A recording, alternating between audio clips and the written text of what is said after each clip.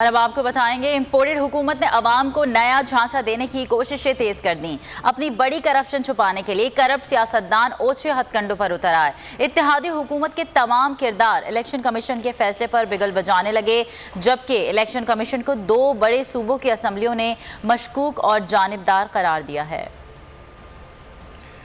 اور آج اس کے خلاف جو ہے ایک فورن فنڈڈ ایجنٹ ہونے کی جو ہے تمام تر شواہد جو ہے تمام تر ایویڈنس جو ہے وہ اس فیصلے میں جو آج الیکشن کمیشن نے دیا ہے اس میں موجود ہے۔ عمران خان نامی ایک شخص آئے گا اور وہ یہودی لابی لے کے آئے گی، اور آج ثابت ہو گیا کہ ہندوستان کی لابی یہودی لابی لے کے آئی، جن کو پاکستان کا قانون اجازت نہیں دیتا کہ وہ پاکستان کی کسی بھی پولیٹیکل پارٹی کو فنڈنگ کر سکیں۔ تو آج پاکستان کے عوام یہ فیصلہ کر لیں، قانون اپنا راستہ لے گا۔ آج فیصلہ پاکستان کے عوام کا ہے کہ کیا وہ ایک جھوٹے سازشی شخص کو اس ملک میں سیاست کی اجازت ہونی چاہیے یا نہیں۔ پاکستان کا قانون یہ اجازت نہیں دیتا کہ بیرون ملک قائم شدہ کسی کمپنی سے کوئی سیاسی جماعت فنڈ لے، اور پاکستان کا یہ قانون اجازت نہیں دیتا کہ یہ جو فنڈنگ ہے کمپنی سے یا شہریت سے وہ سیاسی مقاصد کے لیے استعمال ہو۔ یہ ثابت ہوا ہے کہ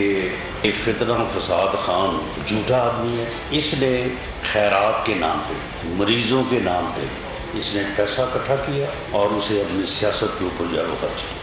اب یہ آئینی اداروں کی ذمہ داری کہ پاکستان کے آئین اور قانون کے مطابق وہ فیصلہ کرے کہ محب وطن پاکستانی بن کے کیبنٹ میں اس کو ڈسکس کرنا چاہیے۔ اب امتحان آ گیا ہے، اب کون فیل ہوتا ہے کون پاس ہوتا ہے۔ یہ کیس کوئی اچنبے والا کا کیس نہیں۔ 8 سال کے بعد الیکشن کمیشن نے وہ فیصلہ دیا جو عمران خان کو 8 سال پہلے پتا، اسی لیے پی ٹی آئی 8 سال تک اس کیس کو لنگر آن کرنے کے لیے 150 پیشیاں کر وہ 10 سٹے لیے اس پہ۔ عمران احمد نیازی اپنی جماعت کو پاکستان کے باہر ممنوعہ ذرائع سے پیسے لے کر چلاتا رہا۔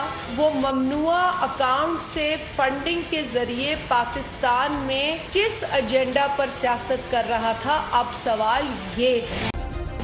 سبسکرائب کریں اور بیل دبائیں تاکہ کوئی خبر رہ نہ جائے۔